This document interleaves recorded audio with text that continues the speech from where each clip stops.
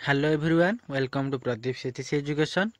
तो आज आम आलोचना करिबा तीन तुंडरे गद्यर पार्ट 2। तो आम आगुरी पार्ट 1 आलोचना करचे जे किपरि गोसाई महाप्रभु जो पाणु को देखिथिले एवं पाणु तांको क्वेश्चन करथिले जे आपण भोर भोर कुकुरटा कांधरे नै कुआड जाउथिले। तो गोसाई महाप्रभु तांको कहिथिले जे जज माने छेड़ीटू दान करथिले एवं आइला बेलू असुविधा हैला बोली आनी पारे तो कांधरे बोई नै मात्र से छेड़ीटी को पाणु कहिथिला कि ये कुकुर बोली। तो सही पजन आम रही तो गोसाई ताको कहते 60 वर्ष न पुल तुम बुद्धि हुए ना बोली। तापर कौन देखिया पाणु सुना खिली पिटा दांत दीटा को भल करी निकुटाई बाट काटी जाऊ जाऊ आउ थे ब्राह्मण को कांध उपर आखि बुलाई आनी टिप्पणी छाड़देला। ताहले पाणु पुणी सुना खिली पिटा दांत दीटा को भल करी निकुटाई बाट काटी जाऊ जाऊ आउ थे ब्राह्मण को कांध उपर आखि बुलाई आनी टिप्पणी छाड़देला। जेते मूर्ख हेले भी कुकुरटा को चिन्ह हेबनी बड़ लोक को जवाब नहीं परा। ताले से कौन कहला ना जिबा समय रे गोसाईंकर कांध उपर पुणी थे नजर आଣିକି बुले काणी कहला जेते मूर्ख हेले भी मो कुकुर को कोन चिन्ह हेबनी तो लोक कोन कुकुर कुकुर के छेଳି के चिन्ह पारिबेनी। तो बड़ लोक को जवाब नहीं परा कहला बड़ लोक को जवाब नहीं परा। ताले एति कहि से पढ़ेला अग्नि अग्नि बनस्थ नहेले कौन हैला बेस बुदु बुदिकिया जंगल। ताले अग्नि बनस्थ बा बन जंगल नहेले मते बुदु बुदिकिया जंगल।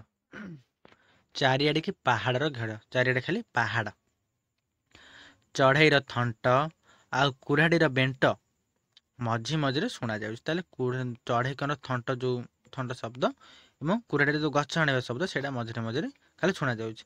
आ पुरोहित आगे चलतनी पुरोहित धीरे धीरे आगे चलतनी भावनार अंत नहीं पुरोहितंकर भावनार अंत नहीं जे जंगल जाउछंती केते लोक असुविधा जो कौन हम तो भाभी भाभी से जाउछंती।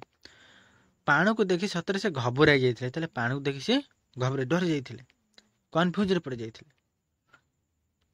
एई जंगल बाट देई गले गाँ टिके पाख पड़े छेड़ीर बोझ ही तांको खाइला बुला बाट बरम भल थिला। ताहले से जंगल बाट गले टिके गाँ टिके जल्दी पड़े बोली से जंगल भीतर पसिले नहले तांको छेड़ी बोझटा जो थिला सेटा खाइला बोली बा प्रेशर हैला बोली से गाँ भीतर जंगल भीतर पसिक आसिले नहले से बुला बाटे जाइथांते। हठात चमक उठिले हठात पुणी चमक उठिले ठीक पाणु परी आउ जणे किए।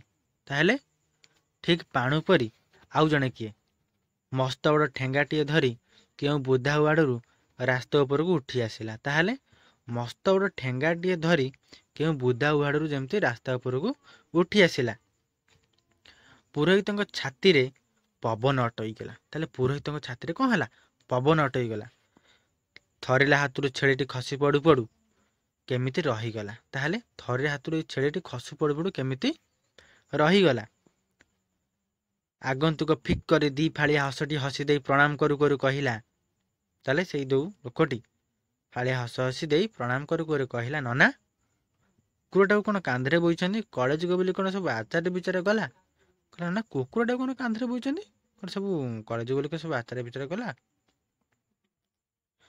पुरोहित टिके अड़ुआरे पड़े टिके अड़ुआरे पड़े पुरोहित कौन कहे किसी ठीक कर पारे। से कौन कहे आउ किसी कर ठीक कर पारे छेड़ी को कांधरू तले को ओह्लाई खोर टिके परखी ने छेड़ी को से कांधर निजे टिके परखी ने निज आखि दीटा को भल कर मकची छेड़ लांजटी को हलाई देखले निजर आखि भल कि मकची देले एवं से लांजटी को भल टिके हल्लाइक देखिले।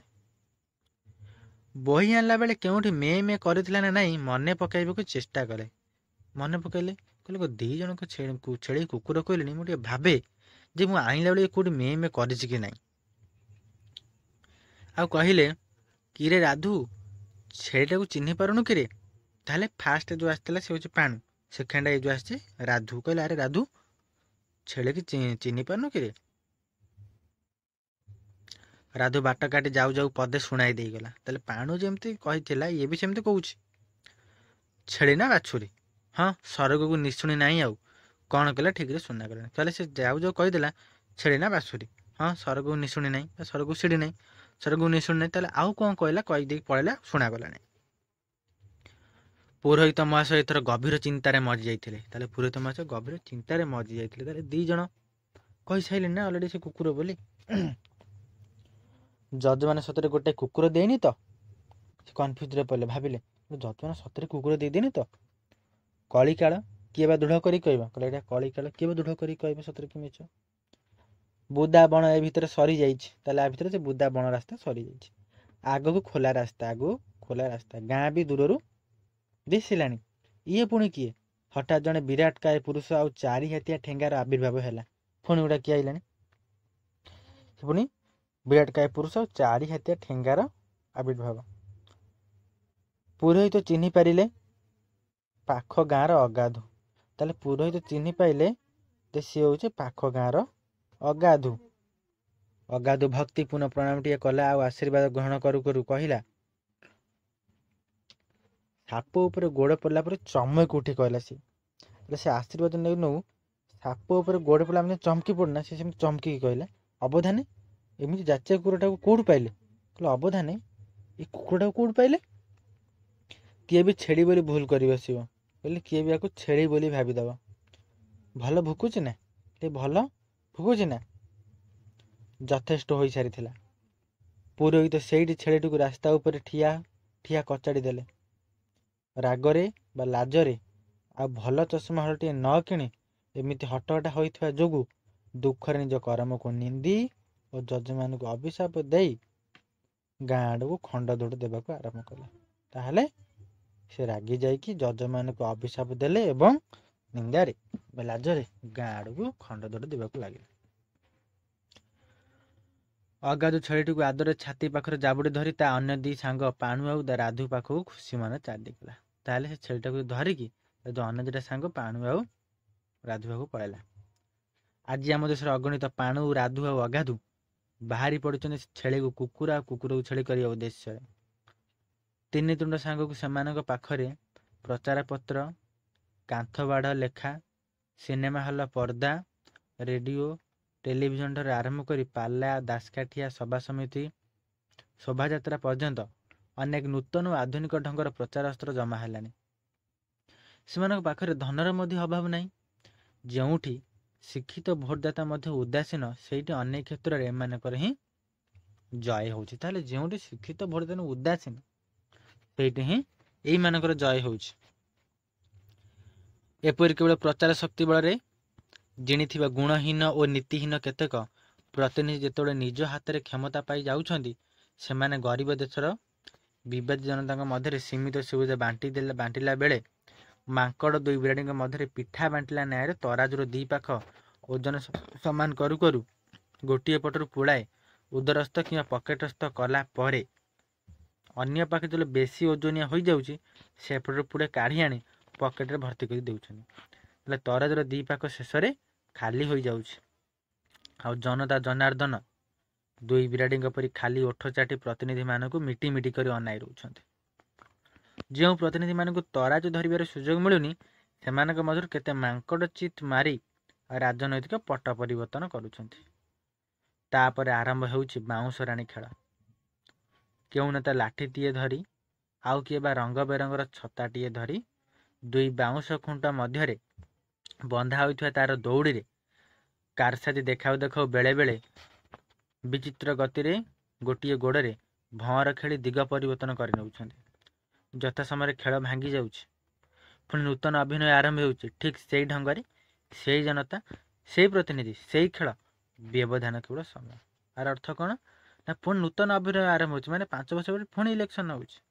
ସେଇ ଜନତା, ସେହି ପ୍ରତିନିଧି, ସେଇ ଖେଳ। ତାହେଲେ ସେଇ ଖେଳ ପୁଣି ଆରମ୍ଭ ହେଉଛି, ସେଇ ଜନତା, ସେହି ନେତା, ମାତ୍ର ସମୟର ପରିବର୍ତ୍ତନ ଘଟୁଛି। ବ୍ୟବଧାନ କେବଳ ସମୟର, ସମାଜର ପରିବର୍ତ୍ତନ ହେଉନି, ଲୋକମାନଙ୍କର ପରିବର୍ତ୍ତନ ହେଉନି, ନେତାର ପରିବର୍ତ୍ତନ ହେଉନି, କେବଳ ସମୟଟା ହିଁ ପରିବର୍ତ୍ତନ ହେଇଯାଉଛି।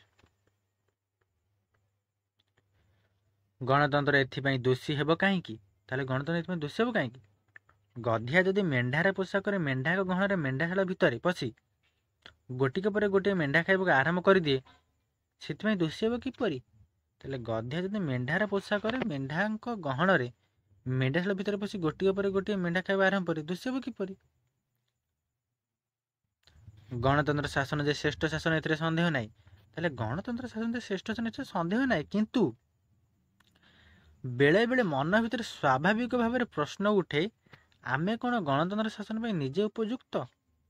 ତାହେଲେ ବେଳେବେଳେ ପ୍ରଶ୍ନ ଉଠେ, ତାହେଲେ ଆମକୁ ନିଜେ এই ଗଣତନ୍ତ୍ର ଶାସନ ପାଇଁ ଆମକୁ ନିଜେ ଉପଯୁକ୍ତ? କଥାରେ କହନ୍ତି, ଯିଏ ଯେଉଁ ଶାସନ ପାଇଁ ଉପଯୁକ୍ତ ସେ ସେଇଆ ହିଁ ପାଏ। ତେଣୁ ଆଜି ଆମର এই ଅବସ୍ଥା ପାଇଁ ଆମେ ନିଜେ ହିଁ ଦାୟୀ। ତାହେଲେ କଥାରେ କହନ୍ତି, ଯିଏ ଯେଉଁ ଶାସନ ପାଇଁ ଉପଯୁକ୍ତ ସେ ସେଇଆ ହିଁ ପାଏ। ତେଣୁ ଆଜି ଆମର ଏହି ଅବସ୍ଥା ପାଇଁ ଆମେ ନିଜେ ହିଁ ଦାୟୀ। ଗଣଶିକ୍ଷା ଓ ଗଣଚେତନାର ଅଭାବ ଥିବା ଯାଏଁ ଗଣତନ୍ତ୍ରର ସଫଳତା ଆଶା କରିବା ବିଡ଼ମ୍ବନା ମାତ୍ର। ତାହେଲେ এই ଗଣଶିକ୍ଷା ଆଉ ଗଣଚେତନା ବା ଲୋକମାନଙ୍କର ଉଚିତ ଶିକ୍ଷା ଆଉ ଲୋକମାନଙ୍କର ଚେତନା ଯେପର୍ଯ୍ୟନ୍ତ ଜାଗ୍ରତ ନ ହେଇଛି, ସେମାନେ ଯେପର୍ଯ୍ୟନ୍ତ ସଚେତନ ନ ହେଇଛନ୍ତି, ସେ ପର୍ଯ୍ୟନ୍ତ এই ଗଣତନ୍ତ୍ରର ସଫଳତା ଆଶା କରିବା ବିଡ଼ମ୍ବନା ମାତ୍ର। ସେତେବେଳେ ପର୍ଯ୍ୟନ୍ତ এই ଗଣତନ୍ତ୍ରର ସଫଳତା ଆଶା କରାଯାଇପାରିବ ନାହିଁ। ତାହେଲେ ତିନି ତୁଣ୍ଡରେ ଗଦ୍ୟଟି ଏଇଠି ସରିଯାଇଛି। ତ ଆଶା କରୁଛି ଗଦ୍ୟଟି ବୁଝିପାରିଥିବ ଏବଂ ଯେଉଁମାନେ ପାର୍ଟ 1 ଦେଖିନାହାନ୍ତି ସେମାନେ ପାର୍ଟ 1 ପ୍ରଥମେ ଦେଖିଦେବେ, ନହେଲେ ବୁଝିବାରେ ପ୍ରୋବ୍ଲେମ୍ ହେଇପାରେ। ଏବଂ ନୂଆରେ ଚ୍ୟାନେଲଟିକୁ ଦେଖୁଥିବେ ଚ୍ୟାନେଲଟିକୁ ସବସ୍କ୍ରାଇବ୍ କରିବେ ଏବଂ ବେଲ୍ ନୋଟିଫିକେସନ୍ ଅଲ୍ ସେଟ୍ କରିଦେବେ, ଯାହାଦ୍ୱାରା ପ୍ରତ୍ୟେକ ଭିଡ଼ିଓର ନୋଟିଫିକେସନ୍ ଆପଣଙ୍କ ପାଖରେ ପହଞ୍ଚି ପାରିବ। Thank you all.